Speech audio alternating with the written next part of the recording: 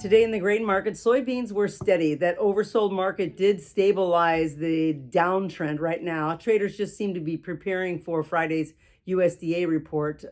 We pretty much had a repeat of yesterday with a 15-cent range.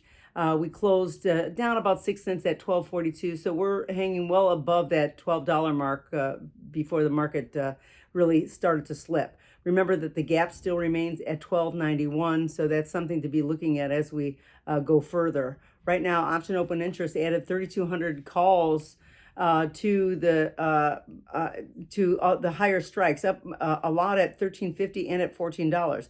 And if you look at it for the last like 3 or 4 sessions, it was a total of 10,000 calls were added on the option open interest. So that's something to watch as we're going forward. Now, CVOL is at 19%, with the oil at 28.4 and meal at 24.9%. Corn was a little bit higher today. Futures did recover from that new low and found a little bit of footing right now. Trade action is largely consolidative. We rose to 460, so that 460 mark is kind of holding the market up a little bit as we wait for Friday's report.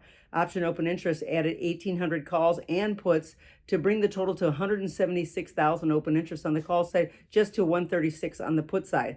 Now, interestingly, yesterday we added 5,000 puts to the $4 put strike. So, it looks like that there's some traders are starting to, watch out for the downside here, with CVOL on the corn at 19.4%. Wheat was firm today that demand may be starting to emerge. There has been some Egyptian tenders, albeit not really for U.S. supplies, but it is a little bit of a signal that perhaps the market is starting to turn a little bit. But still, a rise in shipping costs could put a bearish tone on top of all the grains coming up. Right now, we still have a 2-to-1 margin with options on the calls versus the puts, 82 versus 45. And the CVOL is at 30.6%. So the first report of 2024 is coming on Friday. I think that will give us, or at least help to give us a little bit more in market direction.